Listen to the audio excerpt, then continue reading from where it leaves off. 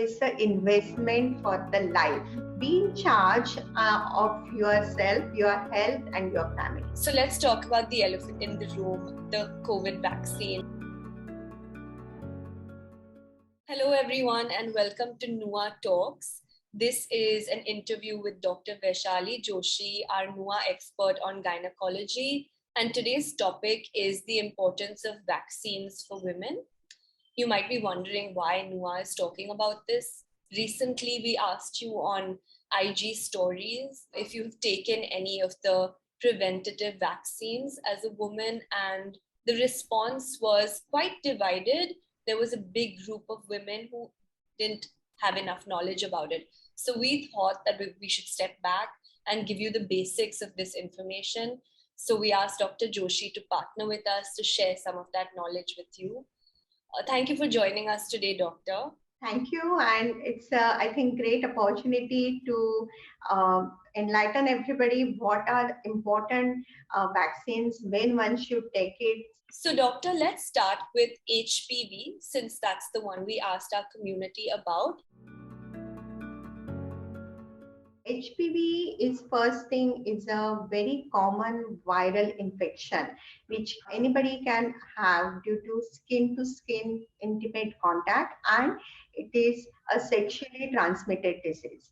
9 out of 10 people will be able to get rid of this virus, but this virus, if it stays in the body, it can give rise to cancers of our genital organs like cancer of the cervix or the neck of the womb, vulva, that's the lips of the down below, then cancer of the throat or back of the throat, oral cavity. And in man, it can give rise to cancer of penis.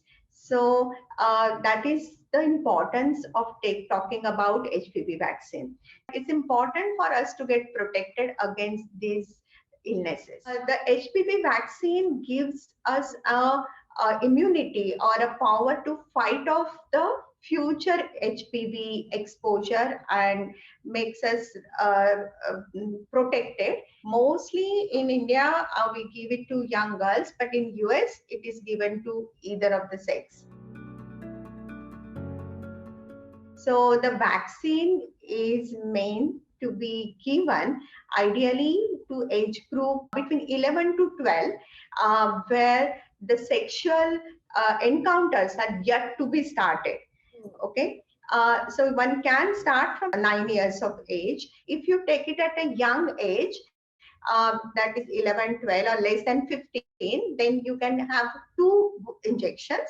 So one injection followed by the second injection should be given within 6 to 12 months.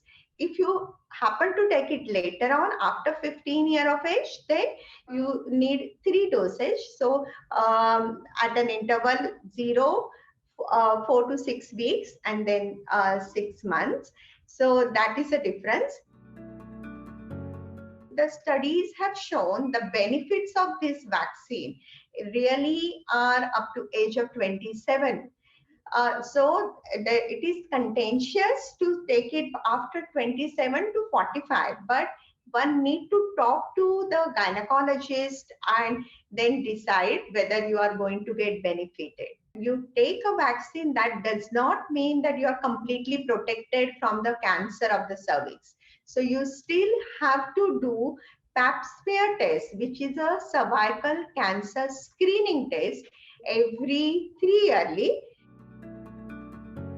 between 3,500 to 6,000. And there are 2 kinds of vaccines available in India. One is called Cervarix, which is against 2 HPV viruses, and another one is Gardasil, where they have 4 viruses. Thank you so much, Doctor. Let's move on to other vaccines that women should get through their life. Of course, the big one of this year has been the COVID vaccine. But before we get into that, is there anything else that women should take for their health apart from the HPV vaccine? So, as you said rightly, because we cannot get away without talking about COVID-19 vaccines.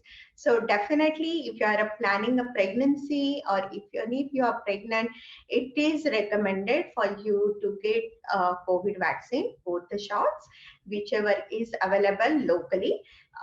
Now, coming to the other vaccines, German measles or rubella is known to give severe problem in the babies and miscarriages. So the vaccine called MMR vaccine or simple rubella vaccine is ideally should be given before you plan a pregnancy.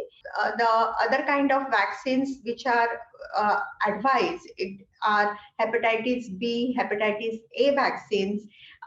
Particularly, there are some vaccines which are should be given depending on your occupation and depending on whether the woman has already immunity against that disease. So it's very important for you to check, go before you plan a pregnancy, preconception counseling, and look out for that. And then the other vaccines you can have are chickenpox or varicella vaccine. Most of us, we would have had basic tetanus, pertussis, diphtheria vaccines as when we were children. So every uh, yearly, you should have a really a booster of tetanus if it is not been given. So this is when before you are planning a pregnancy. During pregnancy, we recommend the vaccinations like tetanus. It has been there in our country for very long time. So to nowadays it has changed to instead of tetanus, we do Tdap. That is tetanus, diphtheria or cellular and pertussis vaccine. So these vaccines one needs to have two injections, one in the initial first part, maybe second trimester or first trimester, and the second dose is very important to be taken in third trimester because that protects the baby from these infections. The Tdap may be between 1,000 to 1,200 to 1,500. The simple TT, tetanus, costs between 5 to 20, 25 rupees. So let's talk about the elephant in the room, the COVID vaccine. I don't think we can talk about health and wellness in 2020 and 2021 without mentioning this one. In my case, personally, I have never used the word more in terms of frequency in the last 2 years. But while the hope is that people would have got both their doses by now, for women, have there been any studies to show its impact on menstruation? Initially, when the vaccination started, there has been a lot of cases reported, the change in pattern of bleeding or delayed periods or heavy flow. So there has been a study ongoing where all looking into these claims, but till now there hasn't been any evidence to say that the vaccine really affects the period cycle flow on long term. It may affect have an effect on an immediate period. Beyond that, it has not been yet proved. But as I said, researchers are looking into it. Let's make a promise to our community, doctor. Are you with me? We'll make a promise to our community and we'll say that if there is any updated research, we're going to definitely do a fresh interview to talk about just that. Yes, definitely. And it's really, really very important for us to give it to our community so that we can do informed choices. Exactly. So, doctor, thank you for taking the time to explain all of the choices that women have. Is there anything else that you want to say about this topic? So it's very important for everybody, all our community, to understand what it is going to achieve when they spend that much money for vaccination. So it's an investment for the life. And particularly for a woman, it's not only investment for them, for their future children, for the family. So it's very important to get vaccinated. You really need to have a good dialogue with your doctor because everybody's needs are different. And that's the message I want to give to all our ladies, that really be in charge of yourself, your health, and your family. Doctor, what you just said right now really stood out for me. Having an open, honest, and transparent dialogue with your doctor is so important. And while that sentence is really simple to say, it's a hard thing to put into practice for most people. That awkwardness needs to be shed in order for you to be able to tell your doctor how you feel, what you want, and then trust what your doctor says to you.